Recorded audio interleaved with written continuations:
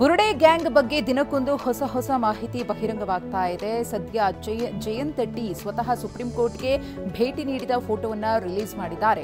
ಬ್ಯಾಗ್ನಲ್ಲಿ ಬುರುಡೆ ಇಟ್ಕೊಂಡು gang supreme ಕೋರ್ಟ್ಗೆ ತೆರಳಿತ್ತು ಎನ್ನಲಾಗಿದೆ.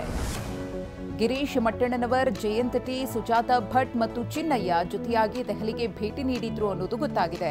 ಸುಪ್ರೀಂ ಕೋರ್ಟ್ನಲ್ಲಿ ಅರ್ಜಿಯೂ ಹಾಕಿದ್ರು. ಆದರೆ ಸುಪ್ರೀಂ ಕೋರ್ಟ್ ಅರ್ಜಿ ತಿರಸ್ಕರಿಸಿ ಸ್ಥಳೀಯ ಪೊಲೀಸ್ ಠಾಣೆಯಲ್ಲಿ ದೂರು ನೀಡಲು ಸೂಚಿಸಿತ್ತು ಎನ್ನಲಾಗಿದೆ. ಸುಪ್ರೀಂ ಕೋರ್ಟ್ ಅರ್ಜಿ ತಿರಸ್ಕರಿಸಿದ ಬಳಿಕ ಬುರುಡೆ ಗ್ಯಾಂಗ್ ಮಂಗಳೂರಿಗೆ ವಾಪಸ್ ಆಗಿತ್ತು. ಬಳಿಕ ಮಂಗಳೂರು ಕೋರ್ಟ್ ಮೂಲಕ ಸಾಕ್ಷ್ಯ ಸಂರಕ್ಷಣಾ ಕಾಯ್ದೆಯ ಅಡಿ ಮಾಸ್ಕ್ ಮ್ಯಾನ್ ದೂರು ನೀಡಿದ್ದ. ಆ ಬಳಿಕ ಧರ್ಮಸ್ಥಳ ಪೊಲೀಸ್ ಠಾಣೆಗೂ ಬುರುಡೆ ಗ್ಯಾಂಗ್ ದೂರು ಕೊಟ್ಟಿತ್ತು. ನಿನ್ನೆ ದೂರುದಾರ ಚಿನ್ನಯ್ಯನನ್ನ ಬೆಂಗಳೂರಿಗೆ ಕರೆತಂದ ಎಸ್ಐಟಿ ಅಧಿಕಾರಿಗಳು ಇಡೀ ರಾತ್ರಿ ಸ್ಥಳ ಮಹಜರು ಪ್ರಕ್ರಿಯೆ ನಡೆಸಿದ್ದಾರೆ. ಬೆಂಗಳೂರಿನ ಲಾಡ್ಜ್ ಒಂದಕ್ಕೆ ಚಿನ್ನಯ್ಯನನ್ನ ಕರೆತಂದು ಮಹಜರು ಮಾಡಲಾಗಿದೆ. ಧರ್ಮಸ್ಥಳದಲ್ಲಿ ಶವ ಹೊತ್ತಿದ್ದಾಗೆ ಹೇಳಿದ್ದ ಚಿನ್ನಯ್ಯ ಅಂಡ್ ಗ್ಯಾಂಗ್ ಬೆಂಗಳೂರಿನ ವಿದ್ಯಾರಣ್ಯಪುರದ ತಿಂಡ್ಲು ಸರ್ಕಲ್ ಬಳಿ ಇರುವಂತಹ ಸರ್ವಿಸ್ ಅಪಾರ್ಟ್ಮೆಂಟ್ನಲ್ಲಿ ಷಡ್ಯಂತ್ರ ನಡೆಸಿತ್ತು ಎನ್ನಲಾಗಿದೆ. ಈ ಹಿನ್ನೆಲೆಯಲ್ಲಿ ಚಿನ್ನಯ್ಯನನ್ನ ನಿನ್ನೆ ರಾತ್ರಿ ಲಾಡ್ಜ್ಗೆ ಕರೆದೊಯ್ದು ಮಹಜರು ಮಾಡಲಾಗಿದೆ. ನಾಳೆ ಬಿಜೆಪಿ ನಾಯಕರು ಧರ್ಮಸ್ಥಳ ಯಾತ್ರೆ ನಡೆಸಲಿದ್ದು ಇವತ್ತಿನಿಂದಲೇ ತಯಾರಿ ಆರಂಭಿಸಿದ್ದಾರೆ. ಇತ್ತ ಶಾಸಕ ಜನಾರ್ದನ ರೆಡ್ಡಿ ತುಂಗಭದ್ರಾ ನದಿಯ ನೀರನ್ನ ಧರ್ಮಸ್ಥಳಕ್ಕೆ ತೆಗೆದುಕೊಂಡು ಹೋಗಿದ್ದಾರೆ. ಇದೇ ನೀರಿನಲ್ಲಿ ಮಂಜುನಾಥನಿಗೆ ಅಭಿಷೇಕ ನೆರವೇರಿಸಲು ನಿರ್ಧರಿಸಿದ್ದಾರೆ. ನಾಳೆ ಮೈಸೂರಿಗೆ ರಾಷ್ಟ್ರಪತಿ ದ್ರೌಪದಿ ಮುರ್ಮು ಅವರು ಭೇಟಿ ಕೊಡಲಿದ್ದಾರೆ. ಈ ನಿಟ್ಟಿನಲ್ಲಿ ಜಿಲ್ಲಾಡಳಿತ ಭರ್ಜರಿ ತಯಾರಿ ನಡೆಸ್ತಾ ಇದೆ. ಲಲಿತ್ ಮಹಲ್ ರಸ್ತೆಯ ಬದಿಯಲ್ಲಿದ್ದ ಫಾಸ್ಟ್ ಫುಡ್ ಅಂಗಡಿಗಳನ್ನು ಏಕಾಏಕಿ ತೆರವು ಮಾಡಲಾಗಿದೆ.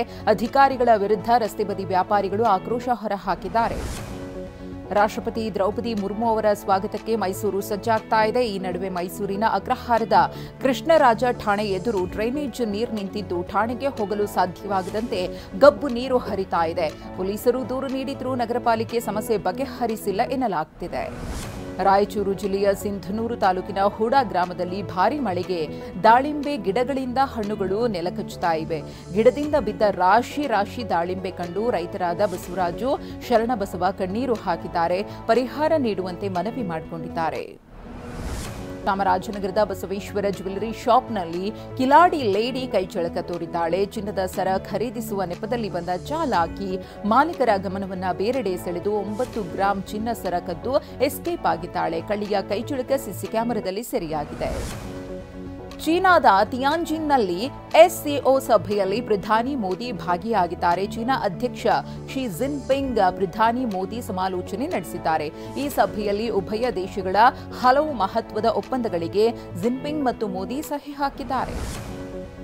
ಪ್ರಧಾನಿ ಮೋದಿ ಮತ್ತು ಚೀನಾ ಅಧ್ಯಕ್ಷ ಭೇಟಿ ವೇಳೆ ಭಾರತ ಮತ್ತು ಚೀನಾ ದೇಶಗಳ ಗಡಿ ವಿಚಾರ, ವ್ಯಾಪಾರ, ಪ್ರವಾಸ, ಎಐ ತಂತ್ರಜ್ಞಾನದ ಬಗ್ಗೆ ಚರ್ಚೆ ನಡೆದಿದೆ ಎನ್ನಲಾಗಿದೆ.